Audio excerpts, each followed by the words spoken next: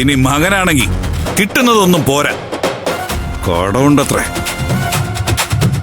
എടാ, ഞാൻ ജോലി ചെയ്തിട്ടല്ലേ ഇപ്പോഴും നിന്നെയൊക്കെ തീറ്റിപ്പോറ്റുന്നത്. എന്നിട്ടും ഈ ചെറുപ്രായത്തില് നിനക്ക് എവിടുന്ന് വന്നു 1 കോടി രൂപയുടെ കടം? ഡാഡി തരുന്ന നക്കാപ്പിച്ചുകൊണ്ട് എനിക്ക് ജീവിക്കാൻ പറ്റില്ല. ദൂർത്ത് പുത്രം എല്ലാം നശിപ്പിക്കും ഭയ്യ. ദൂർത്ത് പെങ്ങളും ഒട്ടും മോശമല്ല. നിങ്ങൾക്ക് ആർക്കെങ്കിലും ഒരു ആവശ്യം വന്നാൽ എനിക്കുള്ളത് മുഴുവൻ തരാനും ഞാൻ തയ്യാറാണ്. പക്ഷേ ആവശ്യം ന്യായമാണെന്ന് എനിക്ക് ബോധ്യപ്പെടണം.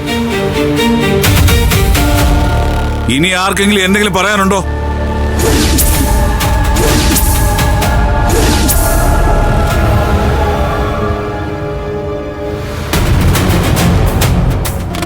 ഒന്ന് വന്നേ.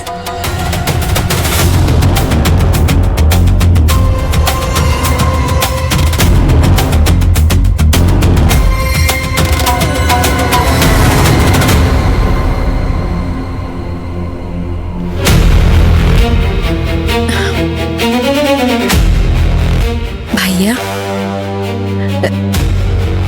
കീർത്തി ബേട്ടയുടെ വീട്ടുകാർക്ക് മുന്നിൽ മിഥുൻ ബേട്ടയ്ക്ക് കോയി സമ്പത്ത് നഹി. ഈ കാരണെങ്കിലും അവന് കൊടുത്താ. കീർത്തി മോളെ, ഇങ്ങ് വാ.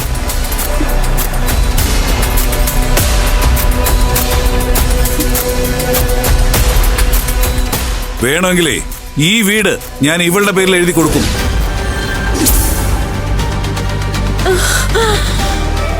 മേരി പ്യാരി കീർത്തി ബേട്ടി. ഡാഡി ഡാഡി സമ്പാദിക്കുന്നത് ഡാഡിയുടെ മക്കൾക്ക് വേണ്ടിയാ.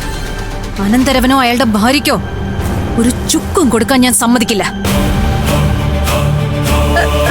ബേട്ടി, ബേട്ടി, രുക്കോ നാ ബേട്ടി. മോളെ ഇതൊന്നും കണ്ട് പേടിക്കണ്ട കേട്ടോ. മെല്ലെ മെല്ലെ ഇതൊക്കെ നിന്റെ ജീവിതത്തിന്റെ ഭാഗമായിക്കോളും. പക്ഷേ അപ്പോഴേക്കും ഇവരെ കണ്ട് പഠിച്ച് അങ്ങനെ ആവാതിരുന്നാ മതി.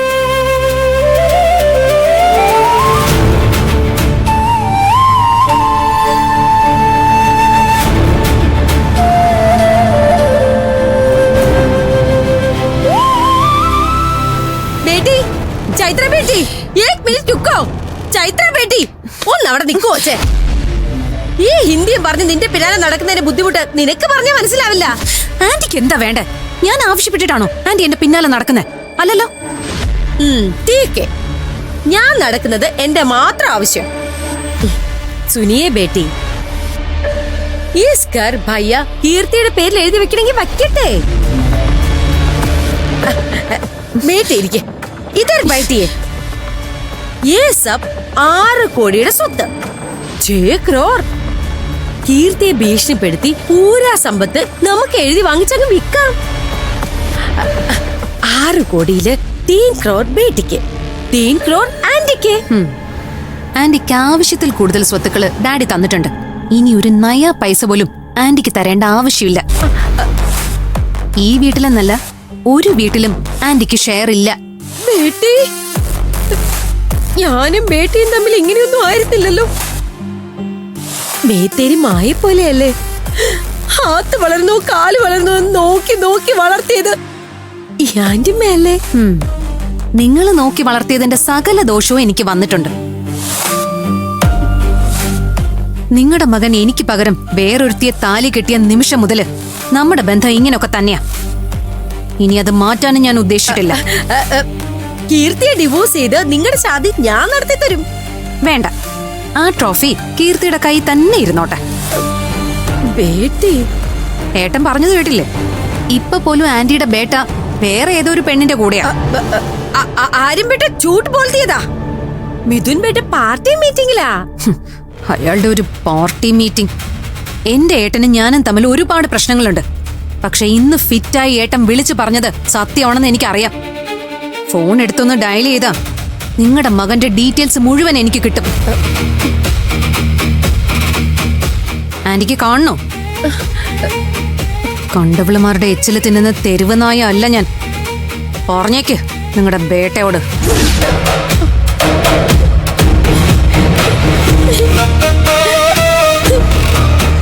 അരേ ഭഗവാൻ, എന്റെ ബേട്ടയെ നീ എന്തിനൊരു കോഴിയാക്കി.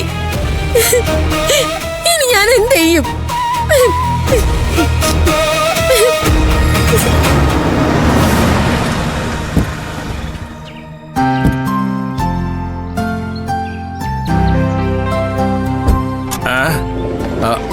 അനിയ ആ ബിവറേജ് ആയോടാ?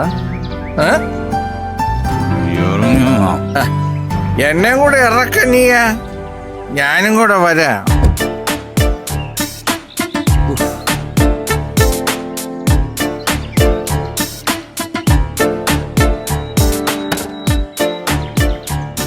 അനിയ,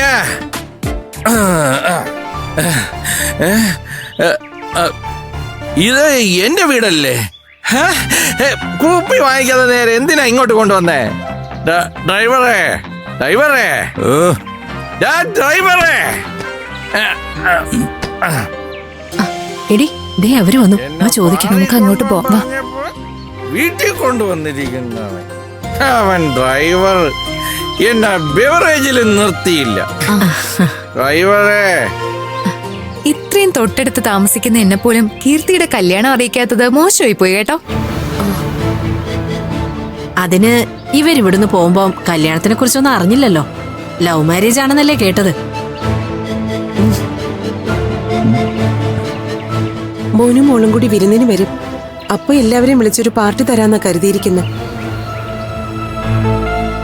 അതിനിടയില് 1.5 മാസം നീ എവിടെയായിരുന്നു? ഞാനൊരു ബ്ലൗസ് വെക്കാൻ തുണി എന്നിട്ട് തച്ച് തരാതെയാ നീ പോയത്. അത് പിന്നെ ആന്റി, ഞാൻ ഉടനെ തന്നെ തയ്ച്ചു തരാം. നീ ഇവിടെ ഇല്ലാതിരുന്നപ്പോ തുണി തിരിച്ചു വാങ്ങിക്കൊണ്ടുപോയി മോളെ. ഇനി കൃത്യമായിട്ട് തയ്ച്ചു തരാം. ഒരു ആക്സിഡന്റ് പറ്റിയതുകൊണ്ടാ ഞാൻ തിരിച്ചു വരാൻ വൈകിയത്. ഓഹോ, അപ്പൊ ഇവള് തയ്യൽക്കാരിയ. എന്നാലും എലിസബത്ത് ടൈലർ ആണെന്നാ ഭാവം. പ്രിയമത വന്ന സ്ഥിതിക്ക് ക്ഷേത്രത്തിൽ എന്റെ പേരിൽ സമർപ്പിക്കാറുള്ള കേശാദിപാദമാല നാളെ മുതൽ മുടക്കണ്ട. അയ്യോ, വല്ലാത്ത ക്ഷീണം. ഇനിയിപ്പോ നാളെ ഒരു ദിവസം കൂടി കഴിഞ്ഞിട്ട് ജോലി തുടങ്ങാന്നാ ഞാൻ കരുതുന്നത്. കീർത്തിയെ കല്യാണം കഴിച്ച വീട്ടുകാര് വലിയ കാശുകാരാണെന്നാ കേട്ടത്. ഇനിയിപ്പൊ പ്രിയമതയ്ക്ക് മാല കെട്ടേണ്ട ആവശ്യമൊന്നും വരില്ല. അയ്യോ, അവരൊക്കെ വലിയ വീട്ടുകാർ തന്നെയാ. പക്ഷെ ഞങ്ങൾ ജീവിക്കുന്നത് അമ്പലത്തിൽ മാല കെട്ടിയും തയ്ച്ചും ട്യൂഷൻ എടുത്തൊക്കെ തന്നെയാ. അതൊക്കെ നാളെ മുതൽ തുടരും. അമ്മയ്ക്ക് ക്ഷീണമുണ്ടെങ്കിലും ഞാൻ മാല കെട്ടി ക്ഷേത്രത്തിൽ കൊടുത്തോളാം.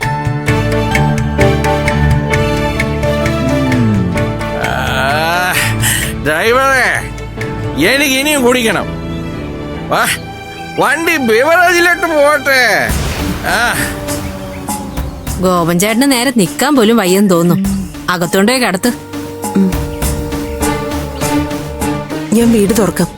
അത് കഴിഞ്ഞ് അച്ഛനകത്തേക്ക് കയറ്റാം. അല്ല, ഒരു ദിവസം എത്ര മാല കിട്ടും? ഉദ്ദേശം എത്ര ബ്ലൗസ് തയ്ക്കും? ഏത് ക്ലാസ് വരെയുള്ള കുട്ടികൾക്ക് ട്യൂഷൻ? ഓഹോ, ഇവിടുന്ന് ന്യൂസ് കളക്ട് ചെയ്യായിരുന്നോ? ഞാൻ ഒരു ദിവസം എത്ര ജോലി ചെയ്താലും അത് തന്നെ ബാധിക്കുന്ന കാര്യമല്ല.